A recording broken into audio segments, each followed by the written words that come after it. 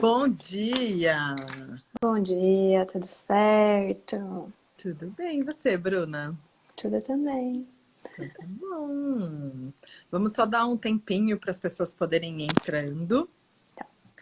E aí, logo eu começo me apresentando rapidinho, como eu costumo fazer aqui. Na sequência, eu vou pedir para você se apresentar, falar um pouquinho da sua experiência com a auriculoterapia. E aí, a gente começa a bater esse papo. Combinado, vamos esperar. É isso Bom aí. Bom dia! dia! Bom dia, Cleo. Logo mais eu vou mandar mensagem para você, viu? Não vou esquecer, não. Bom dia, bom dia. Bom, vamos lá. Eu vou começar falando, como sempre, sobre mim, né? Eu sou a Larissa, sou a responsável pela Escola Nogier aqui no Brasil. Nós estamos atualmente aqui na Escola Nogier, aqui no Instagram da Escola Nogier, nós estamos com 2 lives semanais. Uma live é na terça-feira, às 9 da noite, para quem é da noite, para quem gosta de ver as coisas à noite, para quem tem tempo à noite. E nas sextas-feiras, às 11 da manhã, para quem é da manhã, para quem tem tempo de ver as coisas da manhã e poder, então, participar. E quem puder, nos 2 dias, eu vou ficar muito feliz. Todos serão muito bem-vindos, com certeza. As lives da escola, por enquanto, elas costumam ser temáticas. Então, a gente sempre tem um tema para discutir, para conversar. Eu costumo propagar essas lives, esses temas durante a semana, né, da live. Então, hoje, especificamente, eu vou conversar com a Bruna sobre as contraindicações e cuidados na auriculoterapia francesa. Então, antes da gente começar, Bru, eu quero que você se apresente, que você fale um pouco da sua experiência profissional, de como você chegou na auriculoterapia francesa, um pouquinho aí da sua história. Tá bom, vamos lá. Bom, meu nome é Bruna, eu sou terapeuta ocupacional de formação. Trabalhei em saúde mental, mas desde a faculdade eu já fiz uma formação em acupuntura. E aí comecei atendendo aos poucos a acupuntura, resolvi fazer um segundo curso depois de um tempo. E neste segundo curso, a Larissa, também professora de acupuntura, a gente, pela acupuntura, acabou chegando no assunto da auriculoterapia. Então, a Larissa foi quem me apresentou essa auriculoterapia clínica.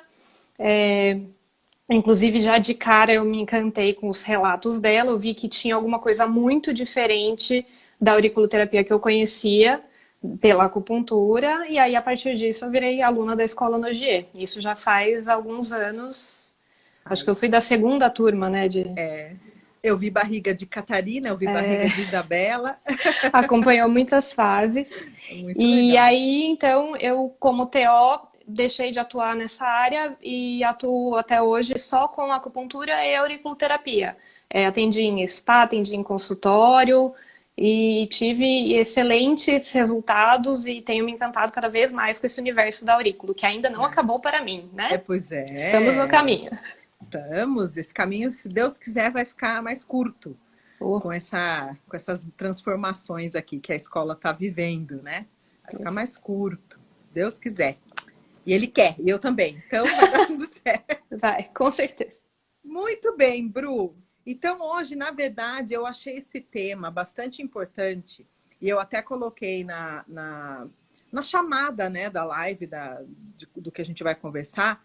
E até coincidentemente, por alguma pergunta que alguém me fez na live de terça-feira, casou também, né, com essa necessidade, com essa fala que a gente costuma ter dentro das técnicas naturais, não só a auriculoterapia, mas existe um certo pano de fundo assim que coloca como se as coisas naturais não fossem, não tudo bem.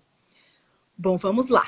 Então, Vamos lá. retomando esse tema, eu acho super importante, porque existe realmente um pano de fundo com relação a técnicas naturais, onde as pessoas, tanto usuários, né, pacientes, quanto profissionais, muitas vezes, pensam que por ser natural, por ser uma técnica às vezes até não invasiva, né? A gente usa agulha, tudo bem, mas não é considerado algo tão invasivo, né? A gente não está usando produtos químicos, a gente não prescreve nada para o paciente, né? As pessoas pensam que ela é inofensiva, que ela não tem repercussões graves, e que você não pode, não corre grandes riscos de cometer erros ou de ser, inclusive, culpabilizado por alguma situação, né? E, na verdade, não é bem assim. Na verdade, o que acontece? Do mesmo jeito, né? Eu acho interessante, Bruna, porque as pessoas, quando alguma coisa dá certo, nossa, que método maravilhoso, que milagre, que coisa maravilhosa que você faz, né? Nossa, como você é boa no que você faz, nossa, como eu sou capaz, como eu sou maravilhoso, porque eu consegui resolver o problema do paciente com uma agulha. Agora, quando esse paciente te relata uma piora, bom, não, aí não foi culpa minha. Aí, não, tá tudo. Não, isso aí aconteceria porque teria que acontecer. Não, aí não tem grandes problemas. Se exime, né? Exatamente. Então, assim, não é verdade. Da mesma maneira que você pode colher os louros de resultados praticamente milagrosos, que eventualmente acontece quando você pensa que você coloca uma agulha, né, por vezes, dependendo da situação do problema, uma agulha e o paciente melhora de algo que ele estava vivendo há bastante tempo.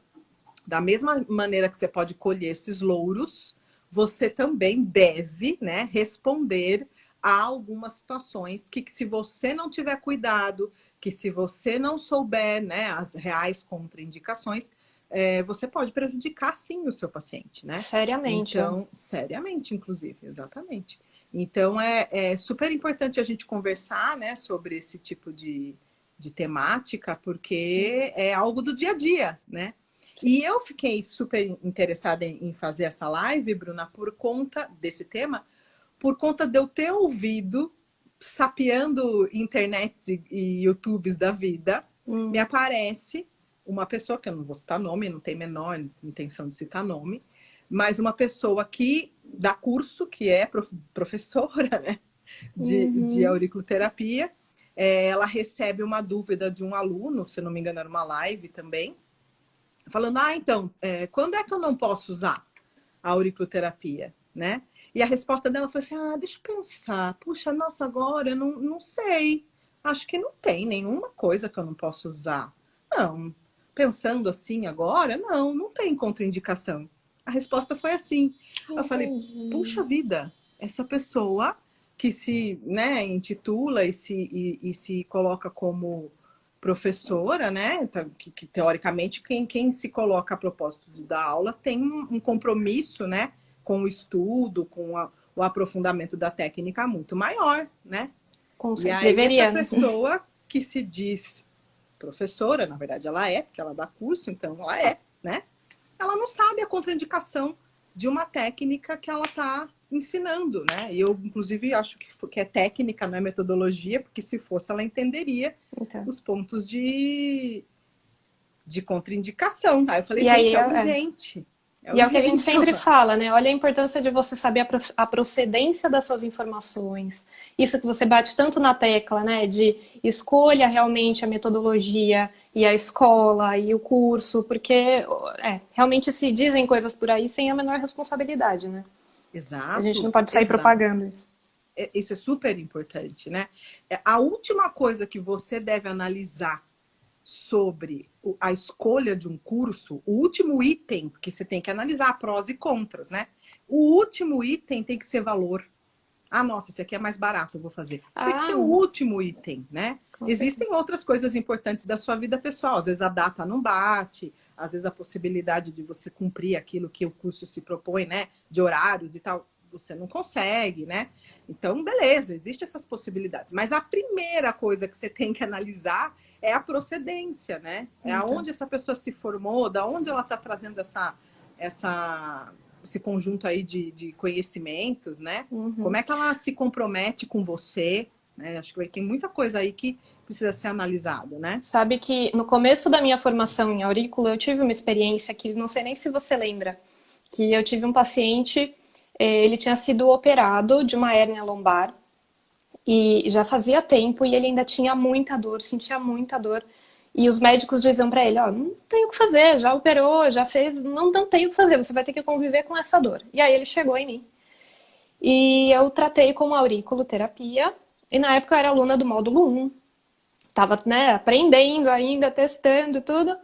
E ele teve um super resultado de cara, assim. Ele foi pra casa no dia seguinte, ele me liga, desesperado. Ele falou, Bruna, eu tô com a sensação que eu vou morrer, assim. Parece que tá tudo estranho, eu tô me sentindo super mal. A dor não tenho nenhuma, mas eu tô me sentindo muito mal. E aí eu lembro que eu liguei pra Larissa, falei com ela, ela me orientou, me explicou o que tinha acontecido. Eu usei muitos pontos na época do muro da orelha aqui, que é a região nervosa da coluna. Realmente Uhum. resolveu a dor para a vida do cara. Ele nunca mais teve, mas ele por um dia ele se sentiu muito mal. E É, aí dali em porque diante a gente corrigiu, ele ficou super bem, né? Mas você vê. E aí se eu não tivesse esse respaldo, sei lá, o que eu poderia ter orientado, o que eu poderia ter falado, né? exatamente, né? Como É, aluna. você poderia ser que nem essa profissional aí que fala, não, o que aconteceu não tem nada a ver comigo, É, é uma mera imagina. coincidência eu ter te tratado ontem, entendeu? Isso daí você tá passando mal, deve ser alguma coisa que você comeu, deve ser, né? É, e a pessoa, imagina, porque a pessoa fica com medo também do que ela tá sentindo, ela não sabe, então até você saber dizer com propriedade, não, isso aconteceu por causa disso, disso, disso, vai passar em tanto tempo, se não passar a gente vai fazer tal e tal coisa para resolver. Então tem uma continuação, é realmente um método, né? Não é Com aleatório. certeza. E a responsabilidade é sua. Sempre. A responsabilidade é sua. Você tem que começar como profissional da área da saúde a assumir os atos que você tem, assumir seus acertos e assumir os seus erros, né? E Com certeza. acontece, eventualmente acontece de você ter a possibilidade de errar. Eu nunca me esqueço, não sei se eu já te contei isso, Bruna, mas o próprio Dr. Rafael Noguet, ele tratou uma vez uma pessoa, foi um caso bastante interessante, que era uma jovem grega. E ela era grega que morava na Grécia mesmo. Ela veio para Lyon com o pai e uma tradutora, que ela não falava francês, mas ela viu, não sei como, ela buscou, né, o Dr. Rafael Noguet, marcou e você sabe que Grécia e França, sei lá, deve ser 2 horas de avião, dá para fazer bate e volta no mesmo dia. Não foi o caso, ela ficou acho que o final de semana em Lyon e chegou com a tradutora, né? A situação dela era, ela tinha, se eu não me engano, era vômito constante. Já tinha feito vários tipos de exame, não tinha nada que sugerisse que ela tivesse algum problema clínico que favorecesse aquela situação dela ter vômito. Inclusive, ela acordava de madrugada para vomitar, né? Logicamente, ela foi encaminhada para psiquiatra, ela foi considerada como uma doença psicossomática, ela foi considerada como bulêmica, apesar de não ser ela que provocasse o vômito, né? Existe uma grande diferença Sim. nisso. Mas ela chegou no Dr. Noguet nessa situação. E qual era a peculiaridade que as pessoas assim, facilmente considerariam, né, que poderia ser uma questão psicossomática? Os vômitos, eles começaram logo após a morte da mãe, né? Ela era jovem ainda, ela devia ter uns 18 anos nessa época, mas a mãe havia falecido quando ela tinha, sei lá, uns 16, 15, 16. Já fazia aí uns 2, 3 anos que ela tinha esse problema, já tinha buscado de tudo e não tinha resolução. Aí ela chegou para tratar com o Dr. Noguet, o Dr. Noguet desconfiou de uma questão específica, que tem a ver com os obstáculos, que a gente ensina já desde o primeiro módulo. Uhum. Era isso mesmo, ele colocou um ponto, a menina já passou a noite 24 horas sem ter nenhum episódio de vômito, sendo que isso não acontecia dentro dos últimos 3 anos, né? Só que realmente ela tinha, se eu não me engano, ela tinha sido atendida numa sexta-feira e ela tinha se disponibilizado a ficar, né, em Lyon até terça, se eu não me engano, e até pela situação da pessoa ter vindo da Grécia e tudo mais, o Noguet achou por bem marcar ela na segunda-feira, né? Falou, bom, vou ver você hoje, e aí como você está muito distante, a próxima consulta vai ser daqui 2 meses, provavelmente, eu vou marcar você de novo na segunda-feira para ver como você tá, né? Uhum. E aí ela falou, tá ótimo, né? Segunda-feira, ela tinha consulta e veio com a tradutora, o pai, tudo, né? Todo mundo radiante de felicidade, né? Ela tinha passado o final de semana sem vomitar, tava fantástico tudo, né? E o Nogier olha e fala assim, agora, né? Agora o que eu faço? Essa mulher tá super bem, ela veio da Grécia, pedi para ela vir numa segunda consulta, eu vou avaliar, pelo menos, eu vou ver o que eu vou fazer, né? Uhum. E é muito raro, é muito difícil a gente ter situação onde a gente precise tratar tão proximamente com a Sim. auriculoterapia. Mas, por uma certa consideração à situação diferenciada dela, ele foi avaliar e ele viu lá um ou outro ponto que não tinha muito a ver com a situação que ela estava reclamando, mas era algum ponto ali tranquilo e ele tratou esse bendito desses outros Até pontos. imagino o fim da história. Resultado, na noite dessa segunda-feira, né, ela voltou a vomitar. E aí, ele, logicamente, no que como ela relatou, mandou, né, mensagem, olha, piorou, né, de novo. Ele pediu para ela voltar, ele né, reavaliou, consertou a situação que ele fez. E aí ele fala, né, ele falou até para mim, ele falou, é super importante isso, esse caso é um caso que marcou a minha vida, porque assim, a gente tem a mania de querer fazer demais às vezes, né? É. Se eu resolvi o problema dela com um ponto e já fazia 2 dias que ela não tinha nenhum relato mais do que estava incomodando ela, eu não tinha nada que ter mexido de novo na orelha dela, né? Então a gente também peca por excesso às vezes, né? Às vezes a gente peca por falta de confiança, né, no que a gente está fazendo. É natural, como profissional também, a gente querer dar o máximo, dar demais até, né? E E às acaba vezes não ouvindo o próprio corpo, né? Você vê. a gente Que é uma das causa. premissas da aurícula ainda, né? A questão de você sempre ter que avaliar e você fazer o que o corpo do paciente está te mostrando e não o que você quer.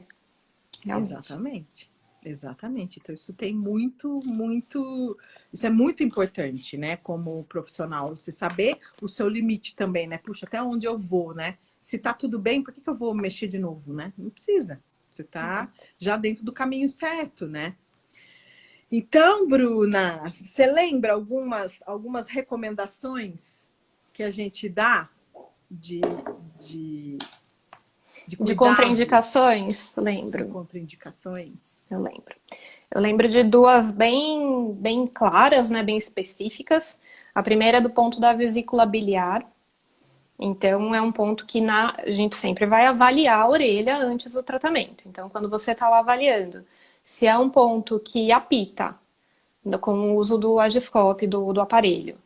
E aí, em seguida, se você for com o apalpador de pressão e ele for doloroso, não é um ponto que você pode usar agulha e ponturar, porque pode acontecer um problema grave na própria Exatamente. vesícula, Você né? não pode tratar, você não pode ponturar um ponto de vesícula que é sensível à dor.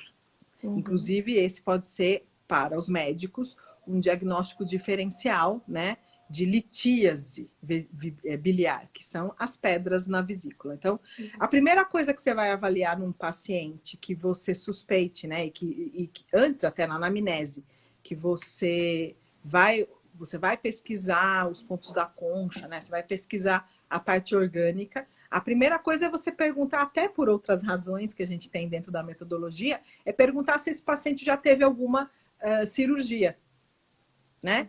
E muito provavelmente esse paciente, se ele já tirou a pedra da vesícula, por exemplo, ele vai te falar, olha, já tirei pedra da vesícula 10 anos atrás, 5 anos atrás, não importa quanto tempo.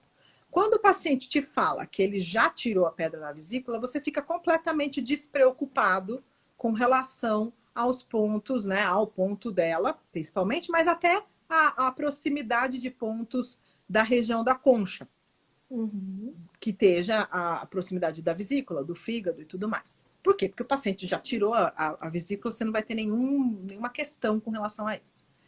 Se o paciente fala que não teve cirurgia com relação a isso, e você vai avaliar, e você encontra um ponto da vesícula com detecção elétrica a princípio, porque é normalmente o que a gente vai fazer, Uhum. vale a pena você pesquisar esse ponto também com um palpador de pressão, como a Bruna bem falou.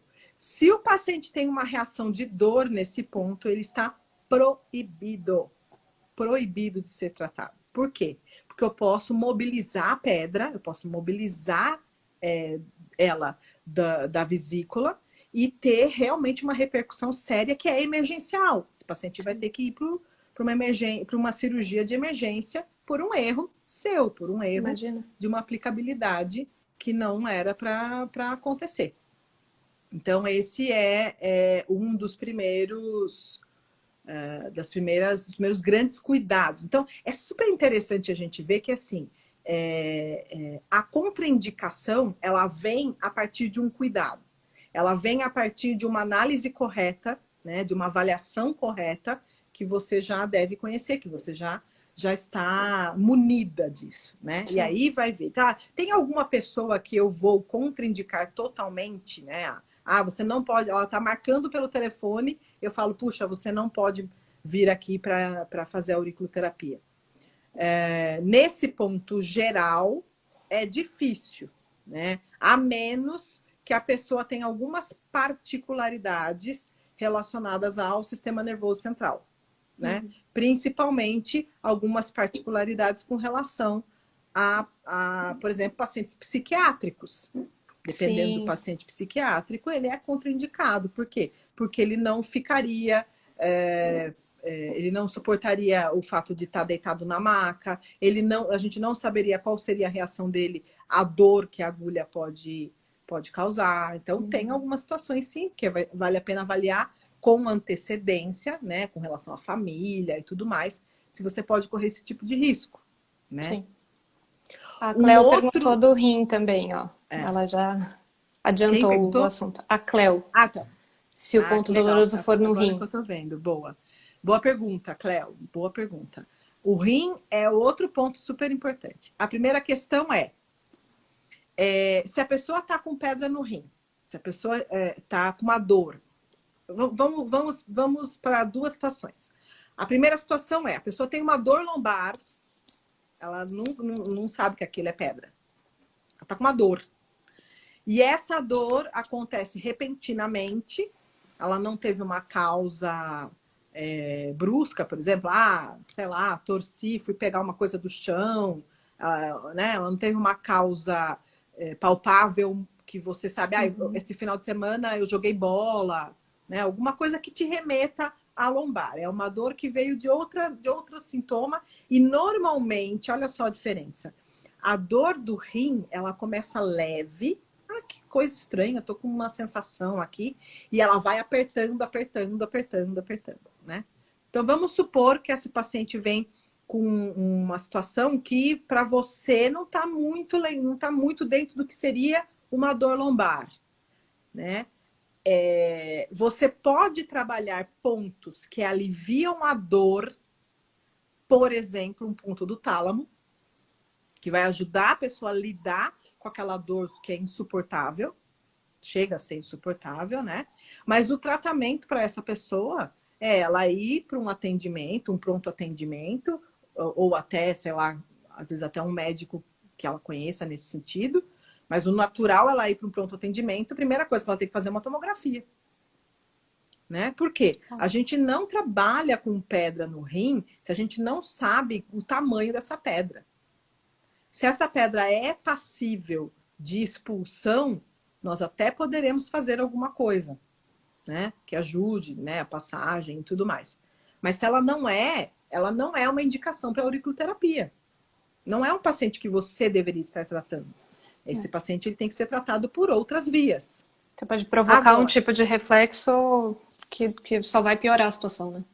Exato. Não, e você pode levar essa pessoa para uma cirurgia de emergência, Bruna. Porque se você mobiliza uma pedra num canal que ele não vai passar, né? Ela entope a passagem da uretra, por exemplo. Esse paciente tem que fazer uma cirurgia de emergência. Então, algo que poderia ser cuidado com um certo processo mais tranquilo, de passo a passo, passa a ser uma emergência. Isso é algo grave. E olha que interessante que eu tô lembrando aqui, essas histórias de protocolos que a gente não gosta muito, né? Protocolo para tratar isso, protocolo para tratar aquilo. Dor lombar é uma coisa super comum, que a gente trata o tempo inteiro. E protocolos de tratamento de dor lombar geralmente incluem ponto de rim, em outros tipos de técnica, né? E assim, sem essa avaliação, sem esse cuidado, sem. Realmente é um perigo, né? Perigo imenso, um perigo imenso. É verdade, você falou uma coisa interessante. Tem protocolos que não fazem parte da auriculoterapia francesa, que colocam o rim como meio de tratamento em tudo quanto é. Para quê? Por que que você tem É, que colocar em não tudo faz quanto sentido. é. Bom, para o começo de conversa, a técnica que não avalia, que coloca ponto sem avaliação, no meu ponto de vista, já é algo fora do ideal dentro do que a auriculoterapia pode fazer, né? Então, Uhum. não tem o menor risco disso acontecer quando você está dentro da função correta, né? Eu estou conseguindo aqui ver algumas perguntas. Teve o Físio Binho, que está falando sobre 5 elementos. Então, Binho, eu vou te chamar de Binho, tá? Na auriculoterapia francesa, a gente não usa nenhum conceito da medicina chinesa. Elas não têm nada a ver. Uma coisa não tem nada a ver com a outra. As bases da auriculoterapia francesa são todas ocidentais e neurofisiológicas, né? Não existe nenhum conceito relacionado a isso. E a auriculoterapia nasceu assim, né? Ela nasceu na mão do Dr. Paul Nogier em 1951, a partir de análises neurofisiológicas e que ele foi, logicamente, evoluindo, aprofundando e chegou na onde a gente está. Tá? Então, a gente não usa nenhum conceito associado à medicina chinesa dentro da auriculoterapia francesa. É uma pergunta boa, vale a pena a gente colocar, Sempre. que é super importante. Outro cuidado, que na verdade aí é um cuidado, né? Eu coloquei, ou ainda não coloquei, mas se eu não coloquei, ele vai surgir por aí, um videozinho que eu falo sobre o ovário, né? Então, o que acontece? Existem algumas situações, né, relacionadas à fertilidade e tudo mais, onde a gente pode ajudar, sim, essa mulher com relação à ovulação e tudo mais, né? E aí, o que acontece? Eu nunca vou usar um ponto de ovário se eu estou querendo ajudar a ovulação, se essa mulher não está na fase do ciclo da Eu ovulação. vou lá, claro. Por que que eu vou estimular um ovário a ovular se a pessoa está menstruada? Por que que eu vou usar o ponto do ovário, por exemplo, no final do ciclo, né? Já passou a fase. Então, não tem menor necessidade. Eu preciso conhecer o ciclo menstrual dessa mulher, eu preciso ajudar essa mulher a conhecer o seu próprio ciclo, para que ela venha na janela ovulatória para eu tratar. De preferência, lógico, o dia especial, que seria o dia da melhor ovulação, mas a gente sabe que existe uma janela aí varia, né, de 3 a 5 dias. Dentro dessa janela é o melhor momento onde eu vou estimular. Então, eu tenho que tomar cuidado. Se essa mulher está vindo para um auxílio à ovulação, para auxílio à fertilidade, isso eu tenho que ficar muito esperta, né, de como é que eu vou conduzir isso. Se essa mulher já está num tratamento para fertilidade, por exemplo, um tratamento de fertilização e tudo mais, aí que a minha preocupação fica 50 mil vezes maior. Porque eu posso jogar o dinheiro dessa mulher, que é caro, fora, se eu não souber o que eu estou fazendo e se eu correr o risco dela não ter o acompanhamento ovulatório no momento certo, que o médico, no caso da fertilização, ele sabe qual é o dia exato, a hora que ela tem que estar para poder fazer a retirada dos óvulos e tudo mais. E se eu corro o risco de fazer algo errado nesse sentido, eu perco o tratamento dessa mulher. Grave, caro, grave. Então a gente tem que saber também o que fazer nessas horas, né? Com relação a esse tipo de cuidado. É contraindicado de jeito nenhum. Eu vou ajudar muito, eu posso ajudar qualidade, eu posso ajudar estresse, eu posso ajudar um monte de coisa que gira em torno desses momentos. Mas eu tenho que saber o que eu estou fazendo, quando eu estou fazendo, como eu estou fazendo, para eu poder realmente ser eficiente nesse auxílio. Aproveita o tema, Larissa, que você começou a falar. Perguntaram também de contraindicações na gravidez. Tem total. É. Total contraindicações na gravidez. Na verdade, existem até algumas linhas dentro da gravidez, né? Tem alguns profissionais seríssimos na França, né? Por exemplo, o Dr. Michel Marian. Michel Marian não trata grávida. Ele não trata grávida. Se a mulher liga e fala, estou grávida, queria fazer alguma coisa, ele vai falar, não, enquanto você está grávida, eu não vou trabalhar com você. O Dr. Rafael Nogier, ele tem também sérios cuidados com grávidas. Você tem que analisar muito seriamente por que você estimularia pontos numa mulher grávida, né? Vamos supor que essa mulher grávida teve, até por conta da própria gravidez, isso é muito comum acontecer, ela está travada da coluna. Uhum. Se ela está travada da coluna, e se eu sei muito bem que eu vou fazer uma bela avaliação nela, na orelha dela e tudo mais, antes de eu tratar, eu acho que não tem problema eu tratar essas questões que estão girando ao redor dela, né? Se é uma gestação tranquila, se não é uma gestação de alto risco e tudo mais, eu não acredito que seja tão problemático como o Dr. Michel Marian trabalha. Ele realmente não atende. Agora, se for qualquer outra coisa que esteja girando em torno da parte gestacional, é contraindicado. Você nunca vai estimular o útero, você nunca vai estimular o ovário, você nunca vai estimular nada ginecológico numa mulher grávida, né? E você tem que realmente analisar os riscos que você quer correr com qualquer outro tipo de estímulo, principalmente naquela fase mais arriscada da gestação, né? As 12 primeiras semanas e tudo mais. Então, vai depender muito da sua experiência também, né? Não, grávida...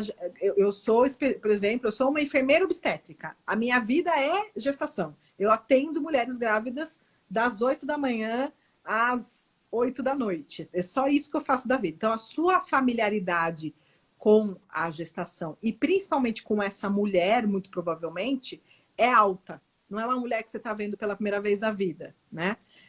Então, eu acho que você tem um pouco mais de suporte para poder correr alguns riscos, né?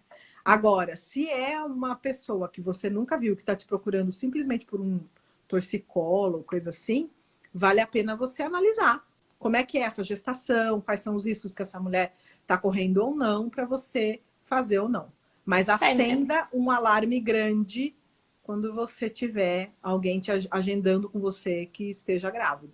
Porque na dúvida, sempre tem outras técnicas que podem suprir coisas mais simples, né? Exato. Eu vejo até aquilo que a gente conversou sobre a auriculoterapia no nível de auriculoterapia e no nível já que inclui o VAS e as questões lá de fotoemissão e fotorrecepção. Eu pensando como ainda aluna da Escola Nogier, eu não atendo grávidas, porque eu sei que a gente está mexendo com o sistema neurovegetativo, sistema simpático, parasimpático, existe uma série de reações que às vezes você vai mexer em um ponto e vai desencadear outras coisas que talvez eu não tenha considerado, ou também por a gente não ter tratado ou avaliado essa parte que a gente ainda não sabe, que tem total influência depois nas respostas de tratamento. Então, assim, a grávida ela já tem uma condição diferenciada, né? Que todo o sistema está ali adaptado para uma situação que não é a comum dela. Então, eu realmente evito. Existem situações puxa, tô com dor no tornozelo. Ali no tornozelo, né? O ponto. Tem coisa que realmente eu acho que dá para você correr um certo risco. Mas quando essa grávida, por exemplo, ela tá com dor no tornozelo e na verdade ela chega e essa dor no tornozelo não é bem uma dor no tornozelo assim à toa, ela tá com o tornozelo deste tamanho de inchado. Ou seja, ela está com uma repercussão sistêmica. Ela pode estar com uma alteração, por exemplo, grave, pré-eclâmpsia ou qualquer coisa que está deixando esse tornozelo inchado. Ela pode estar com uma alteração de pressão. Então, quer dizer, existem outros detalhes em cima disso que devem ser considerados. Se uma pessoa, uma mulher grávida, chega, por exemplo, com um tornozelo super inchado para mim e ela não está sabendo se a pressão dela está normal, se não está, eu não vou fazer nada nela. Eu vou encaminhar ela urgentemente para o ginecologista dela, analisar como é que está a pressão dela, analisar como é que está outros quadros que levaram ao tornozelo dela estar inchado, por exemplo.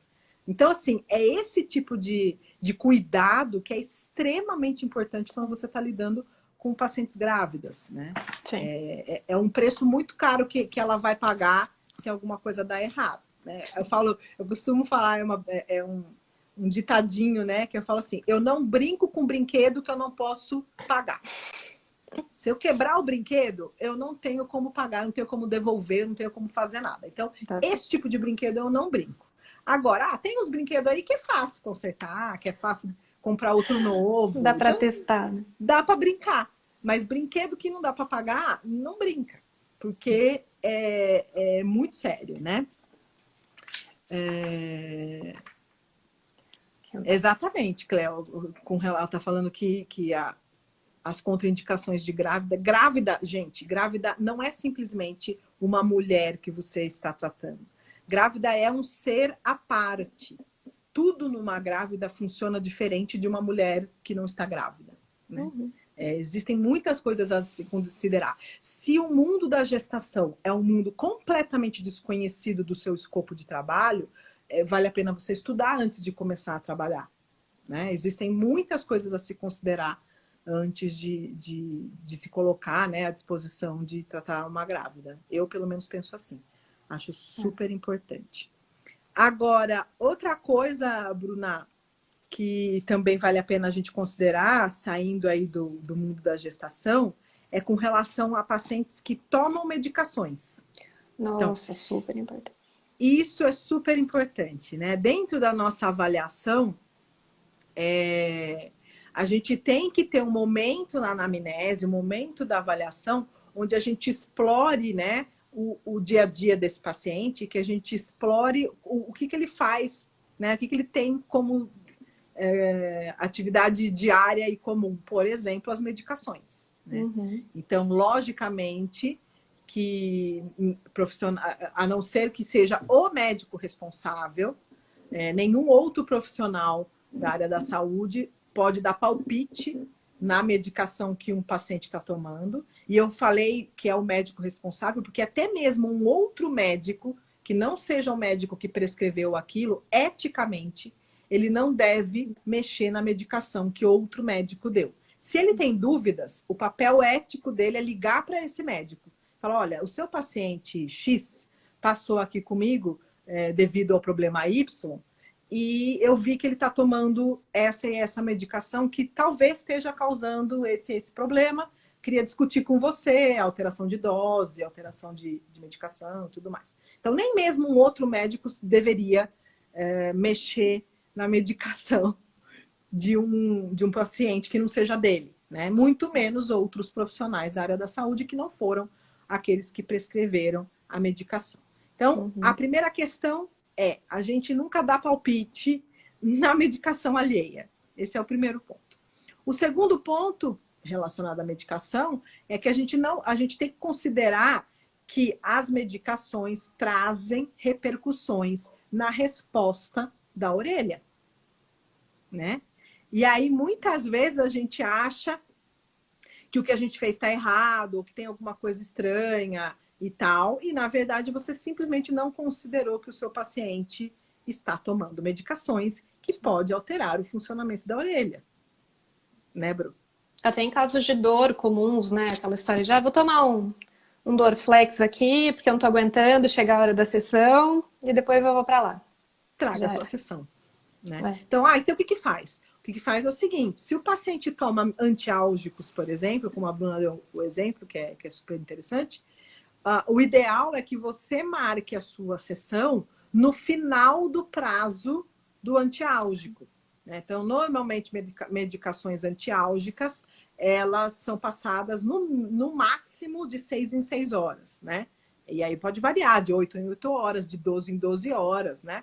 Mas o volume maior seria de 6 em 6 horas. Então, se esse paciente está tomando, por exemplo, a medicação às 8 da manhã e às 6 da tarde, não, isso deu 6 horas ou deu 8? Agora eu já me confundi.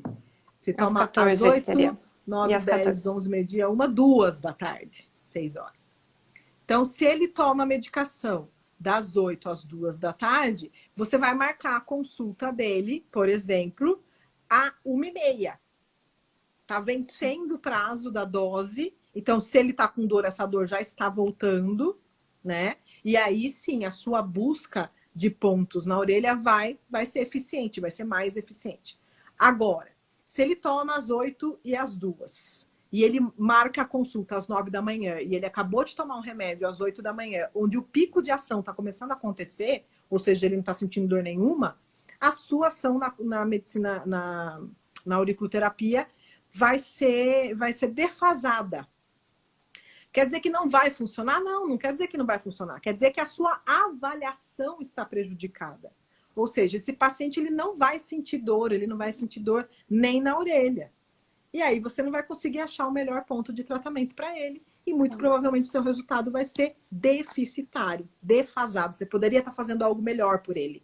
E você não está fazendo. Sim. Né? Sim. Então, na verdade, um cuidado. Você tem que ir na avaliação, ver o que está acontecendo, né? Saber quem é esse paciente e ajustar, inclusive, o horário da consulta com relação a isso. Né? Não precisa não marcar. Você precisa ajustar o horário da consulta. Pode falar? Não, pode falar você. Eu ia falar dos medicamentos em relação à depressão, a outros tipos de... Também. Não só dor, né? Isso Na verdade, já tem dois tipos de... Com relação à dor, inflamação e coisas assim, tem dois medicamentos que a gente tem que ficar esperto. Os antiálgicos, em geral, e os corticoides. Os anti-inflamatórios com corticoide. Então, eles realmente vão prejudicar a nossa busca. E o outro lado das medicações que a gente tem que tomar cuidado e também entender, e aí, olha só, às vezes passa a ser uma contraindicação relativa, né? Mas é uma contraindicação, são os medicamentos neurossupressores. Ou seja, são medicamentos que rebaixam a atividade neurológica, as respostas neurológicas. Alguns deles são psicotrópicos, né? Então, antidepressivos, fortes, né? Até mesmo alguns remédios para insônia muito fortes, eles suprimem a resposta reflexa ideal do sistema nervoso central.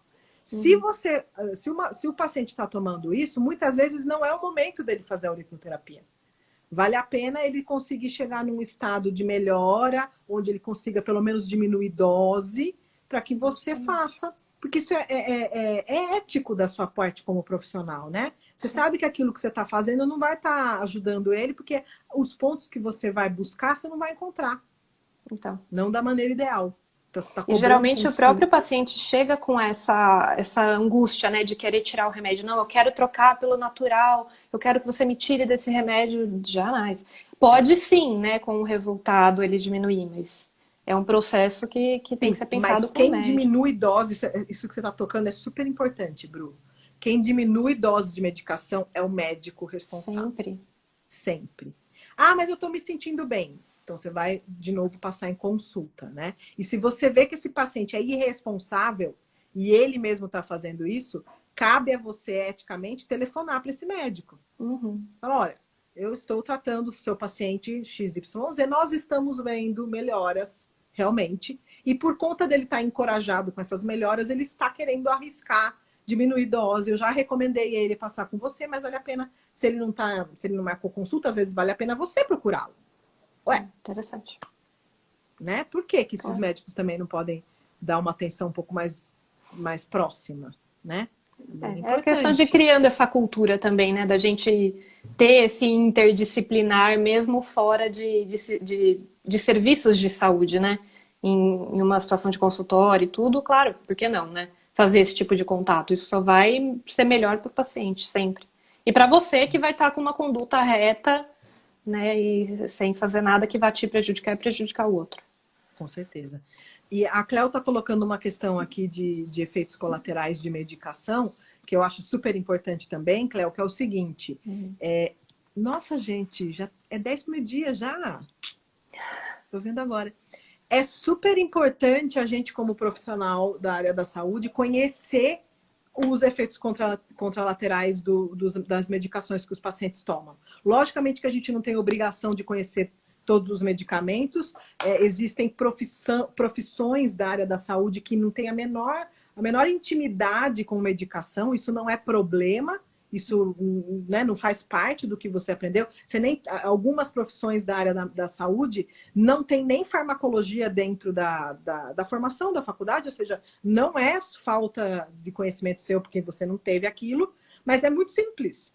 Quando você está fazendo uma avaliação e esse paciente tem medicações de uso contínuo, você pede para ele, na próxima consulta, fazer bula. Eu fui rata de bula durante muito tempo. Eu pedia para todos os meus pacientes, porque assim, hoje em dia tem medicação de tudo quanto é nome, de tudo quanto é laboratório, né? Eu falo, olha, na próxima sessão, na próxima consulta, você pode trazer todas as bulas dos medicamentos que você toma, por favor? E eu ia fazendo estoque de bula, até você entender o que cada medicamento faz, como ele funciona e quais são os riscos que ele te traz, né? Inclusive com sintomas. Às vezes o paciente tem alguma sintomatologia envolvida com um efeito colateral, né? Vale a pena conhecer. Né? Então, tudo isso tem que estar dentro das suas formações, né? Da sua parte como profissional da área da saúde. Que mais, Bru? Que a gente pode pensar... Existe, por exemplo, esse é um detalhe, né? Existem algumas partes da metodologia da auriculoterapia francesa, algumas partes da metodologia, no caso da auriculoterapia clínica, que é a técnica do Dr. Rafael Noguet, vale a pena sempre reforçar isso, que é o seguinte, a gente tem alguns obstáculos que a gente avalia na orelha antes da gente começar a sessão. Um dos obstáculos que a gente trabalha é o que a gente chama de entrada dentária, por exemplo. E, eventualmente, essa entrada dentária, ela pode estar numa situação ativa. O que quer dizer isso? A entrada dentária, normalmente, é algo que começou a partir da boca e que gerou uma repercussão sistêmica. Na grande maioria das vezes que o paciente tem uma entrada dentária, ela é só uma resultante de alguma situação que já passou e que o paciente conhecia, por exemplo, um dente que foi feito um trabalho, qualquer coisa assim. Algumas vezes acontece desse paciente não ter noção disso. A gente detecta uma entrada dentária, a gente pergunta para esse paciente se ele faz tempo que ele não vai no dentista, e, eventualmente, acontece que ele não vai no dentista faz muito tempo. Então, antes de eu tratar essa entrada dentária, a melhor coisa que esse paciente tem a fazer é ir no dentista. Porque ele pode, sim, estar com um problema bucal ativo, né? Um abscesso, uma inflamação, uma cárie, qualquer coisa que a primeira atitude correta é o dentista cuidar. E depois a gente vê se ainda resta uma informação sistêmica que pode estar chegando através do sistema neurovegetativo, né, para o resto do corpo. Sim. Então, também é importante a gente ter esse cuidado. É sempre identificar até onde você vai e onde você precisa de outro profissional, né? Eu lembro de você falar também da questão de nutricionista, de terapias com psicólogos ou outros tipos de terapia, até no protocolo da obesidade, de parar de fumar, né? Tudo antes da gente fazer, a pessoa tem que estar acompanhada por outros profissionais que fogem da nossa alçada. Então, a pessoa que vai entrar num tratamento para deixar de fumar, muito provavelmente ela vai enfrentar um ganho de peso, ou, né, a questão da depressão que pode aparecer, então ela tem que estar acompanhada também por coisas que a gente não vai dar conta, né? Exato. Nossa, você tocou num assunto, Bru, que é de extrema importância, que também acontece muito nas técnicas naturais, né? Então, o que acontece? A pessoa, ela tem uma profissão, ela fez uma faculdade dentro da área da saúde, dentro dessa faculdade na área da saúde, ela recebeu os direitos e deveres, né? Com certeza, ela recebeu todas as questões éticas da profissão que ela abraçou, até onde ela vai, até onde ela não vai, o que está dentro da profissão que ela abraçou ou não, né? E ela vai para a vida.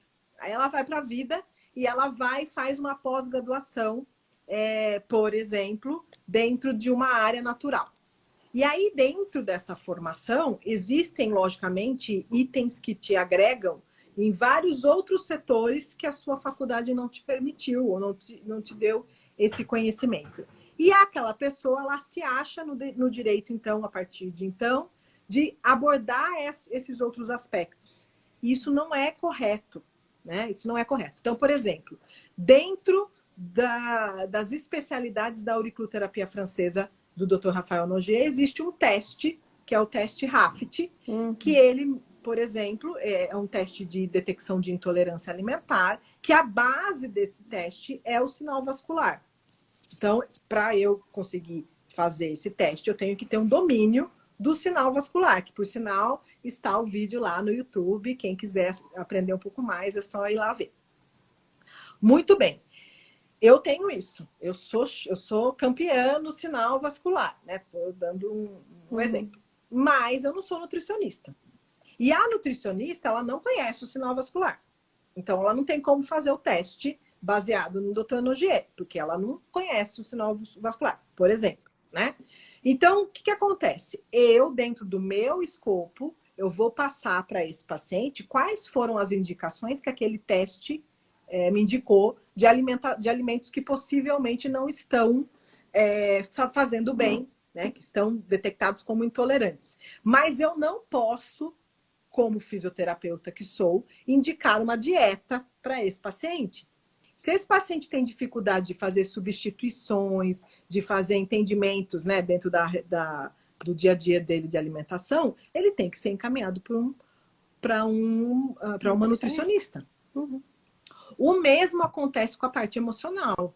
Então, se aquela parte emocional eu sou fisioterapeuta, se aquela parte emocional daquele paciente está trazendo repercussões físicas, que é o que eu domino, né? Eu estou tendo, sei lá, eu estou tendo uma tensão muscular, eu não estou conseguindo mexer direito o pescoço, e eu estou vendo que aquilo tem um fundamento emocional, psíquico, né? Eu devo encaminhar conjuntamente o paciente para trabalhar com a parte psíquica com uma psicóloga. Então, eu tenho que tomar muito cuidado em fazer abordagens. Existem, tem um detalhe que é importante nisso. Existem, sim, abordagens que têm a função emocional, psíquica, através do corpo. Aí eu sou muito mais capacitada do que uma psicóloga, às vezes.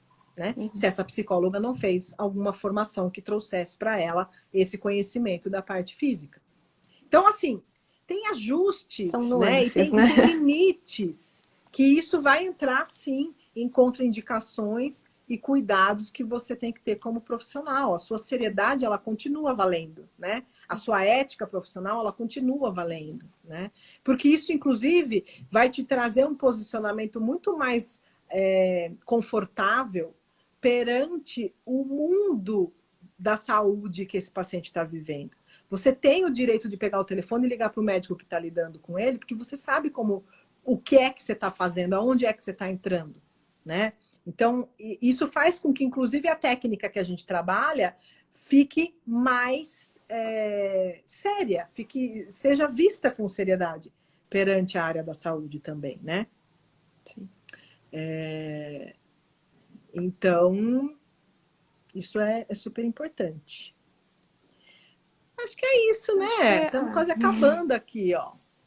Foi muito bom. Tem muita coisa assim. Quando a gente vai abrindo um leque, a gente vai vendo que vai abrindo outras, sempre outras. Mas o ponto quando você tem uma base de conhecimento do que cada coisa que você faz gera, ela fica muito simples. Então, a intenção de você falar de contraindicações e cuidados não é criar uma regra, você percebe?